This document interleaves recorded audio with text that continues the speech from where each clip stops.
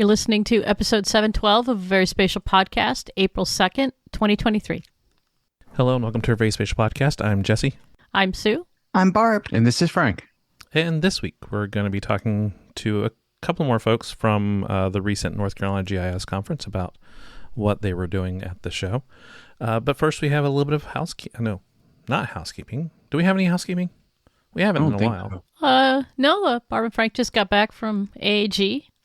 Looks like it was a good conference. Jesse presented virtually, so... All of us presented virtually. Yes. Yes, I did. I really enjoyed the hybrid format. I felt more involved with AAG the way that they structured it this year. But I, as chair, yet another thing that it's a little bit harder to do is do multiple conferences. Okay, Sue says that, but Sue doesn't want to go back to Denver for AAG because she got trapped there because of snow last Denver time. Thing, to be fair. But I could have done virtual. I don't like going to Denver because of the altitude sickness I invariably get.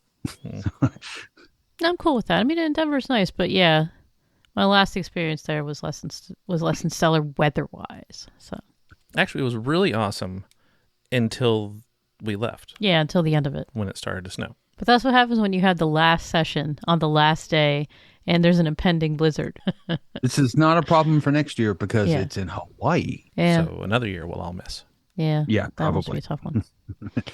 But the National Council for Geographic Education, whose abstracts closed yesterday, I just realized, is in Columbia. Is that ours? Yeah, we're Columbia, right? Yes, we're Columbia, South Carolina. In the fall, so I'll, in theory, be there if my poster's accepted. Cool. So no, not really any true housekeeping. So just on to the news. And first up, it was announced over the last couple of weeks that, and really was mostly one day, that the NRO, the National Reconnaissance Office, has let out multiple contracts for hyperspectral over the next couple of years. This includes organizations like Planets and Pixxel and Hypersat. And it's one of those things we talked, I think, 3 episodes ago about how hyperspectral is kind of growing in the commercial space.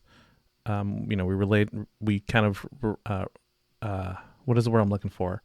Relied, there we go, on governmental hyperspectral sensors for so long, and those were high spectral resolution but low spatial resolution oftentimes, and so we're seeing kind of this fusion of higher spectral and high spatial resolutions, and high temporal resolutions for a lot of these as well. Yeah, and it's of course one of those areas that you thought maybe would grow a little bit quicker, but it is a little tough to see how to utilize. I mean, outside of some expert applications, so identifying minerals and some things like that, it is a little hard to see necessarily how to use the continuous stream or the almost continuous, so that many bands close together, how to use it. So it requires a lot of experimentation, and I think, yes, the spatial resolution being so broad, it was definitely a regional type of thing.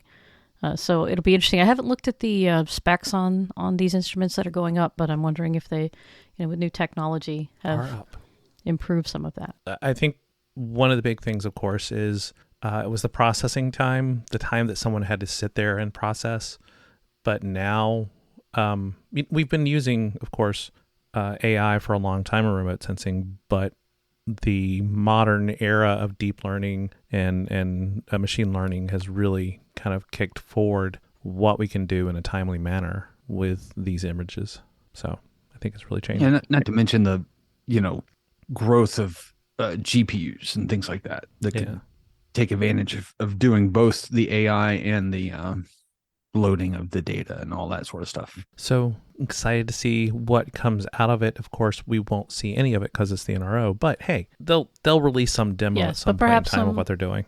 Methods, some, look for these types of bands for this kind of outcomes will be very useful and trickle their way out. Yes, an aside of what they were doing. Also in the space-borne imagery type of concept, it was kind of interesting. BlackSky launched their most recent 2 satellites just a couple of weeks ago, and they were up and running within 18 hours. And that's kind of, if you're used to us talking about Landsat, it was Landsat 9 was launched X month, and then 3 months later it was being tested, and then a couple months later it was, live and ready to use. This was for BlackSky. They went from launch vehicle to collecting data and releasing it for their customers to buy within 18 hours. So it's, as these have become more expected technologies, it's moving much faster. And this was their 15th and 16th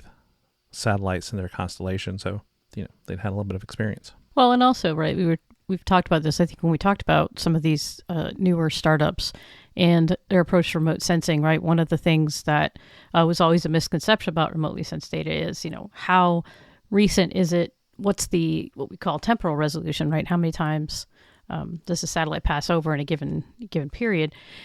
And that was always something, as you just mentioned with Landsat, that maybe wasn't understood, that it was until reasonably recently pretty rare to have anything less than, say, a 14-day revisit time or 8-day or something like that. But BlackSky's constellation can go up to 15 times a day to revisit. And so, that's mind-boggling to me a little bit. But that's kind of, again, where we're seeing things moving, and that technology is getting pretty amazing because that was something that remote sensing couldn't necessarily do, is just have those multiple views in a short period of time to look at rapid change. And now even that barrier is dropping. When I heard both about NRO and BlackSky, I was thinking it's a case of if you build it, they will come. When you start to see lower frustrations and quicker response times, then you start to see more people thinking about what can be done with it, because it is amazing, that turnover from what you would expect or what you had in previous years. Next up in the news, Cesium has announced the release of Cesium for Omniverse. So Cesium, of course, 3D geospatial software company, and Omniverse is from NVIDIA. So it's NVIDIA Omniverse, and that's a real-time, if you're not familiar, real-time 3D graphics development platform, part of the metaverse movement, the digital twin movement. And although I haven't had a chance to play around with some of these tools as much as I'd like to, I've really become interested in the digital twin, not necessarily for some of the commercial, industrial sort of government applications, but more for some interest in what it might do in the work that I do. But I'm finding the movement in this area pretty cool to think about what we can do now.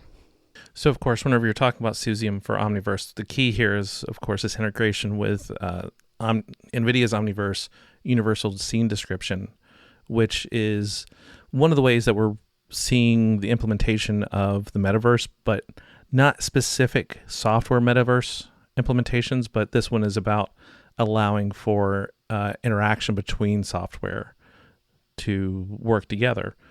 So, whenever we talk about the Omniverse, NVIDIA's Omniverse, it's not just Cesium. You have organizations like Unity and Epic with its Unreal Engine, Esri with City Engine. We can go through the list, Autodesk and such, that all have tie-ins into Omniverse or have announced already that they're going to be able to work with it directly. So it's one of those things, NVIDIA's Omniverse, that is about being able to pull in and utilize all these different, for us, real-world geospatial data to represent portions of the real world in the metaverse. Right, and it's the streaming, and so that's one of the things that was always a limitation, is you had to pre-build stuff and pre-store it, and it makes say in the video game industry, right, it makes for huge applications that have to be installed and run, and so you have to have that performance thing. But the capability now of some of these tool sets and plugins, the idea with Omniverse to be able to stream that kind of content, I think is pretty cool. And the potential, the potential is just probably the sky's the limit kind of thing, what you can dream up to do with it. But it is, I think, rapidly helping to develop the digital twin space. Yeah, I think one of the biggest questions is, over the last couple of weeks, there's been rumblings that even Apple employees are questioning the Apple headset. So, this whole push into the metaverse, which is largely kind of grounded in not AI, but VR and AR, AI as well, but not in what I was talking about. Are we really going to see this? Are we going to see another round of the push for VR and AR kind of slip into the it could have happened this time, but didn't, and we're looking another 5 years down the road to see what happens next. So it's, just a series of continuous interactions. But of course, with that, the metaverse, Omniverse, whatever you call it in this context, still works on the desktop. It still works on mobile. So you don't have to have VR and AR. No, but I think that the dream is, right, the immersive, to be kind of in the world and have it around you. But that's what we've been seeing, right, is that when we see the advance in the headsets, like there are limitations when you start looking at what you can do with the data. And then the data gets, and the ability to bring in data or display it, or the graphics end of it, some of those types of functions, they make an advancement, but the headsets can't keep up. And now, so it's been kind of, I think, this leapfrogging thing. And each one we're like, is this the one? But yeah, I don't think we're quite there. But I mean, I think lots of us can imagine what it could be like. And we see demos that say, this is what we envision, those, making either the devices or the software or the, infrastructure behind it. And in a real context, though, with broad adoption, we haven't quite gotten there yet. But I still want to be there. Yeah, no. But this is a tool to help us continue to move forward, whether we're talking about NVIDIA Omniverse in general or specifically Cesium for Omniverse. We'll see how it goes. Yeah. So we're at the North Carolina GIS Conference and talking to Adam Reiser, who is the North American Sales Manager? Director. 30 seconds, and I've already forgotten. North American Sales Director for OpenDataSoft. Thanks for joining us today. Thanks, Jesse. So can you tell us a little bit about what OpenDataSoft is? For sure. So OpenDataSoft is an all-in-one data platform that lets state agencies and local governments take all of their data, host it in one spot, and share it out for their constituents, their citizens, or internally as well, so cross-departmentally. One of the things that you were showing me was a dashboard. Mm-hmm. And of course, it's never just the dashboard. The dashboard is the pretty part. But can you talk a little bit about that combination of the back end and the front end that you guys are providing? Yeah, for sure. So starting off on the back end, we allow for connection through a wide variety of data sources. So we allow our clients to upload a flat file just as a CSV. We allow FTP configuration, so you can kind of have a scheduled data set upload. And we also have a lot of direct connectors with a lot of the main cloud providers. So if you're using AWS, S3, Snowflake, Azure, right, we allow easy connections to all of that. I know we're here at NC GIS, obviously, and we're focused a lot on geodata. We have direct connections with ArcGIS. So if there's an ArcGIS data set that you'd like to bring into your larger open data portal, you can do that with simply pulling a link out of ArcGIS. Now, can you talk a little bit about how some of your clients have used it? Now, you've showed me an example from Cary, North Carolina, but anywhere is fine. Yeah, of course. So, I mean, Cary's as good a place as any to talk about. Cary's a very progressive, forward-looking, we like to use the term smart city, right? So they have lots of sensors throughout the community that they're collecting data from. They're really open about sharing this data. So one of the examples that we looked at was kind of a mapping system of the bike routes. But another really great initiative they have is rainwater sensors throughout the town. So they have these sensors positioned everywhere. They're constantly collecting data about water levels, and they're feeding that data into their open data portal directly. And it's live data that's coming in, and their citizens can come to this portal at any time, access it, filter by rainwater sensor location, and view historical data, live data for that sensor. So really progressive, forward-thinking, technology that they can use to, encourage development in the town. Now, you've got a lot of different swag with different slogans on it, but one I wanted to ask you about real quick is make your data bright. Yeah. So how does that kind of play out in what you guys are talking about here at the conference? For sure.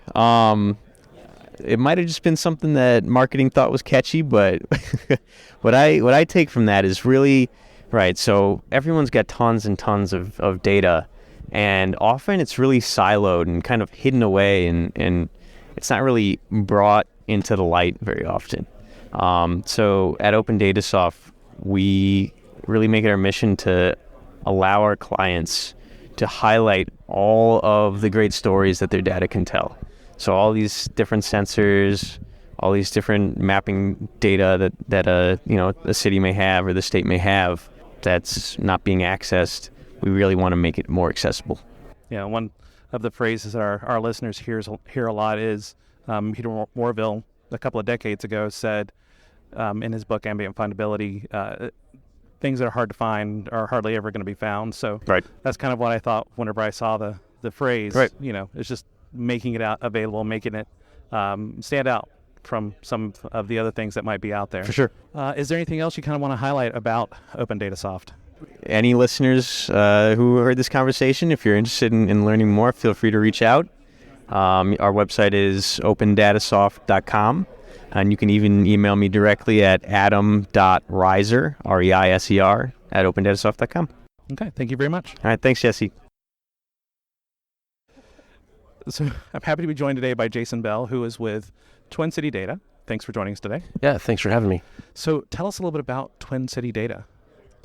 So Twin City, a lot of people get confused to think that it may be Minneapolis, St. Paul, but no, it's actually Winston-Salem. It's the North Carolina Twin City. So we are based here in Winston-Salem, and we are based in data. Our roots are actually working in identity and access management, and primarily focused on HR data and automating processes from there. But what we found is that everybody has data needs. And some of the processes that we built individually for all of these different companies, we were repeating the same thing over and over and over. And we ended up bringing a lot of these data processes to the cloud and found that it was very applicable to about any industry that has data and rules with that data. And they need to be able to manipulate, move, or synchronize data. And so we found that in the GIS community, particularly we've been working with master address repositories, making sure that that data is consistent, making sure that we expose any kind of exceptions or data anomalies. And then we provide a nice UI that they can see trending over time, and they can see that they're actually getting better. And so that's what we've been doing here with the GIS folks. So your booth has signs on either side where you're talking about secure transfer, data transformation, data integrity, data visibility, and real-time search. So these are largely back-end things. So can you tell us a little bit about whenever someone comes to you, what it is that they would be taking advantage of in terms of that back-end? Yeah, so what we find is that nobody wants extra work, right? And so one of our design tenets is that how can we provide a lift to an organization and not necessarily add a burden? So the last thing that they want to hear is, hey, we got this cool solution, but we're going to need you to do this and we're going to need you to do that.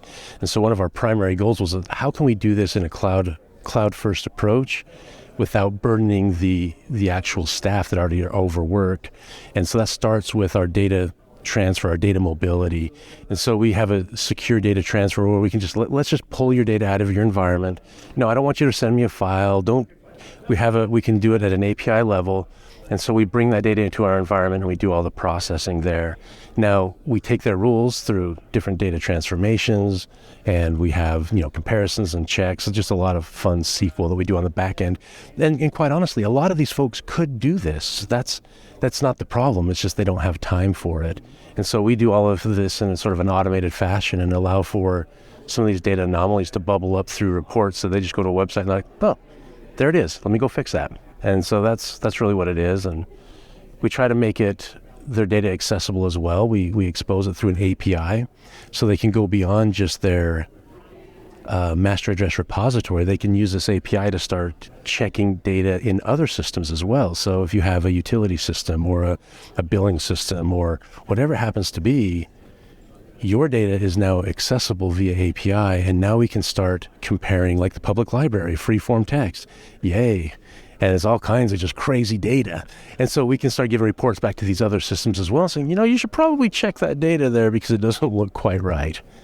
So we're trying to just, any organization that has a data, and in this case, the address data for a county, we want to see if we can help the county get all of their systems consistent, make sure that their source data is accurate, and then consistency throughout. That's really what our goal is. Now, this is largely back end. So what are some of the front ends that people are using this through to access? Of course, once it's available through an API, you can more or less do anything with it. But what have you seen some of your users doing? So right now, so first of all, I have to be quite honest. I don't like building anything that people can see, because you show it to 10 people, they're going to have 10 different opinions about the way it should look. So most of everything we do is really behind the scenes. But the way we decided that we would expose this is through Power BI, mainly just for ease of our the way that we've implemented our solutions and the way that we do things. Power BI lent itself to be the easiest to make available for our customers. And so many of them already have access. And many of them already have access to Power BI. So that's really what we're trying to do, is just say, don't worry about all of this other minutia, because we're going to do all of that stuff behind the scenes. But here's the pretty BI reports. We got some trending, which, the managers want to see. Oh, we're improving over time. Perfect. But then you can drill down in and you can say, oh, well, our address points has these particular errors. Let's go fix them. And then tomorrow they go out and look and it's like, oh, they're gone. They're off the report. So really the primary interface is really just Power BI. Okay. Whenever folks walk up to your booth, this isn't what they're seeing. So what was your decision process on bringing the switch with you today? Okay, so I walk around here. There are people with drones.